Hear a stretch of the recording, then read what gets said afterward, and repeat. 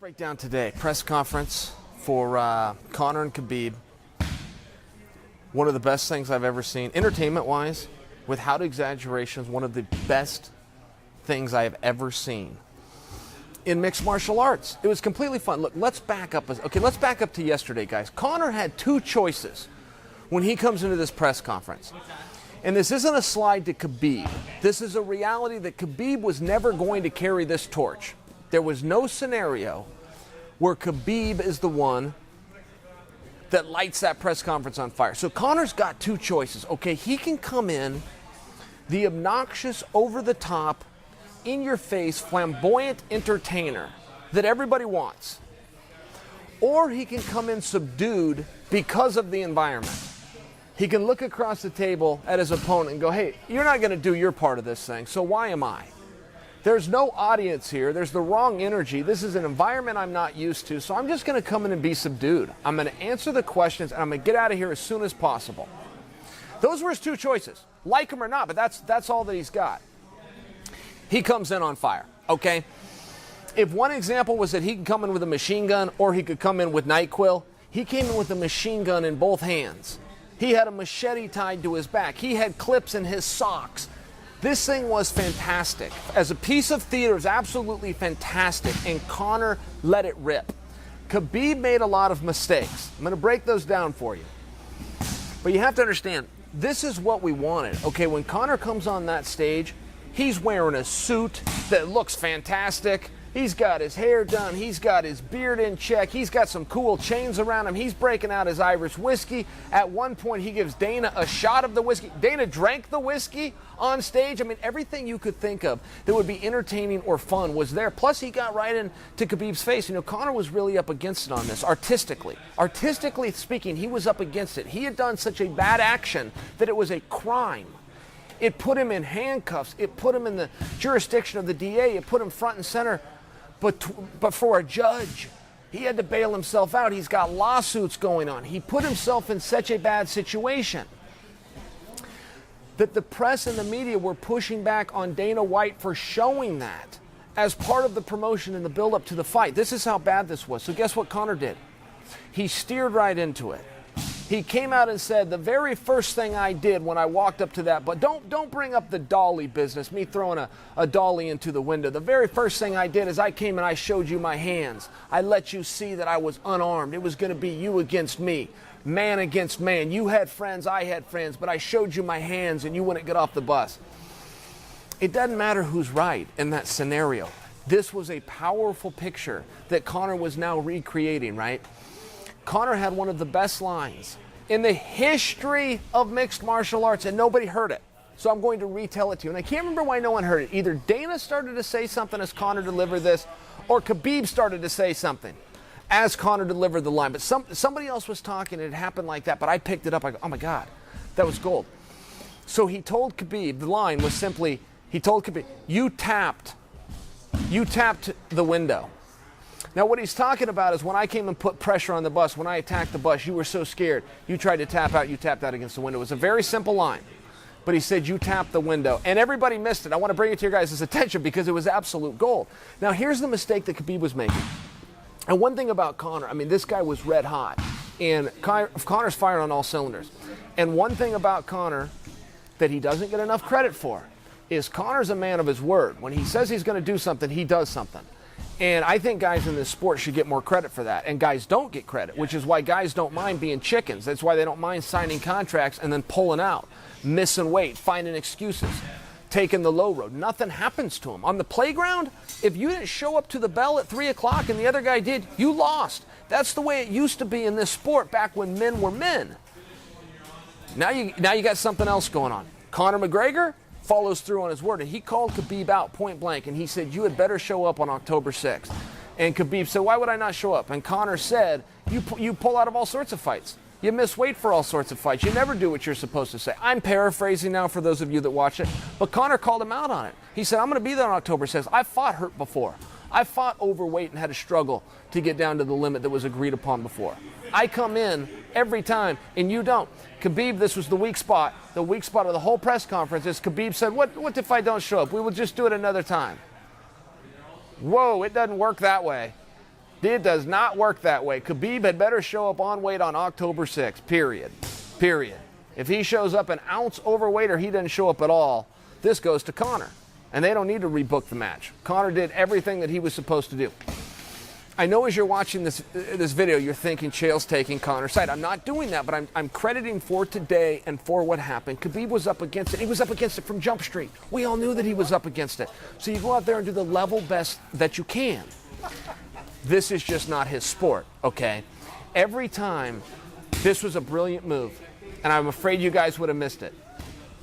Every time Conor got into a jam, every time Khabib would ask him something, or somebody would ask him something, or Khabib would say something that was damning to Conor, much like the great Andy Kaufman, much like the great Dwayne "The Rock" Johnson, Conor McGregor would respond by going, he would make a fake silly voice. He would just speak over him. Khabib would ask him something that put Conor in a bad light, and Conor would respond, I can't even do it. I can't even do it. It was so funny. I was falling out of my seat watching this, and that is how he would deal with the question. He would never answer the question. Khabib also made one other big mistake, and you guys will see this in politics a lot, right? Because this is a debate. This is just like politics. Doesn't matter if you're presidential, gubernatorial, whatever it is, where you can get two opposing views up on a stage. All you've got is your body language and your words and your wit. That's who the winner is going to be. In that scenario, that's cast in the form of a vote on election day. In this scenario, it's cast by a round of applause at the end of the day. But Conor won this, and I want to tell you one of the mistakes that Khabib made is it was a Q&A, and Khabib had questions of Conor. So Khabib would ask Conor the question. Conor would not answer the question, and then Khabib would be frustrated and then re-ask the question. And at one point, Dana White even said, all right, next question. He turned to the media, and Khabib steps in and goes, no, I have a question. My question needs to be answered. Conor doesn't need to answer your questions. That's why it's a sucker's move. You don't ever do that in a debate. Conor McGregor is not under subpoena to be there. He is not under oath. He doesn't owe you an answer. And he did not give Khabib an answer. And when Conor dismissed the question that Khabib demanded be shown respect, it made Khabib look weak. Before anybody responds and goes, Khabib's not weak and he's going to win the fight, we're not talking about the fight. We're talking about the battle that happened today at the press conference, and I'm sharing with you some mistakes that he did. Body language is also a very big deal. Look, Conor was very disciplined to stay in his lane, and as the showboating entertainer, okay, that's going to draw people's attention, that's going to provoke a fight.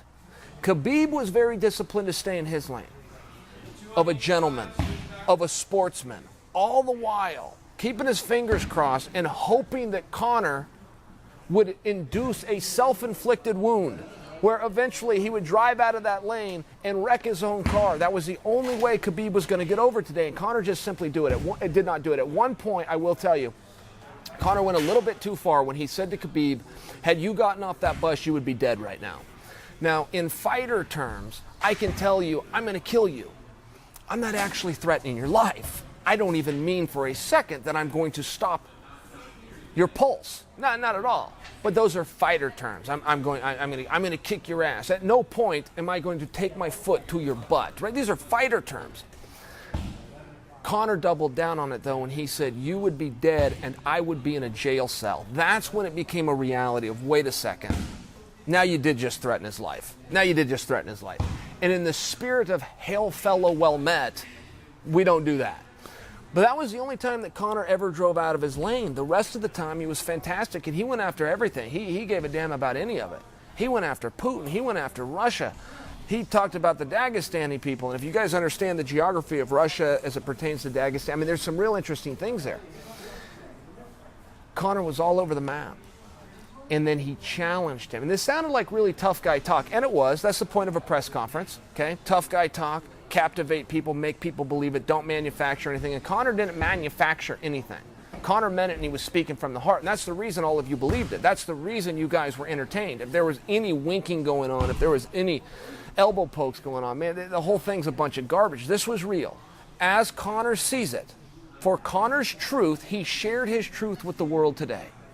Khabib, for his part, also shared his truth. He just doesn't, look, he's up against it, okay? He's taking on the greatest entertainer in the sport with a microphone in his hand.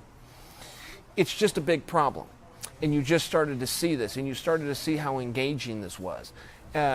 Conor would ask Khabib questions that there were no answers to.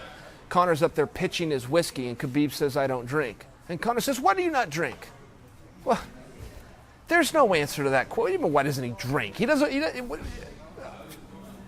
Religious, maybe? Maybe he doesn't want to do the alcohol. He could be allergic. I have no idea. But there is no answer to that question. I don't drink because I don't drink. That's it. That's it. The end of it. So Conor kept pushing him on this. Why do you not drink? Why do you not drink? And Khabib just stood up there like a fool. He had no answer. You have to understand, when you're in a verbal fight, okay, when anybody's in a verbal fight on a stage, you must have an answer. If you are ever in an alpha off, trying to be the alpha male in the room, you must have an answer, right, wrong, or indifferent. You do not stand there quiet. Conor refused to answer his question, set up by Khabib. He never should have asked him questions. He doesn't have the right to ask him questions. He should have seen that one coming. And two, Conor would then pose questions to Khabib that have no answer. Do you guys understand why that's brilliant? Do you understand why that's a brilliant thing to do? And then when he would get in a jam, I can't do it. I can't do it. I want to do it for you. When Conor would get in a jam, he would just start mumbling cartoon talk. Oh my goodness. I was covering this thing for ESPN. I was just hoping they didn't throw to me. I was laughing so hard. And if you guys know who the great comic Andy Kaufman was, who was way ahead of his time, or if you guys even know who Dwayne "The Rock" Johnson is, that's a move that they invoke, okay? It's a move that I've invoked it many times myself. I thought it would be arrogant to tell you guys, right? Put myself in their class and then bring it into you. But I've done the same thing, so I knew what Conor was doing. When you're in a jam, you just stumble the other guy. You make the other guy look like a fool. You make the other guy lose his temper. And when you're ready for it, and that's what you want because you've already lost your temper, nothing bad can come from it. Nothing bad can come from it. All you can do is lure him into your game. And I thought they both showed real discipline to go out there and do what they wanted to do. I don't think that Khabib is going to watch this video and then say, "Yeah, Chael, you're right, and I wish I would have had more flair on it." I don't think that's Khabib's style. I think that he liked the way that this went down. All the same, I will share with you whether Khabib will or not, he was very happy when that press conference was over.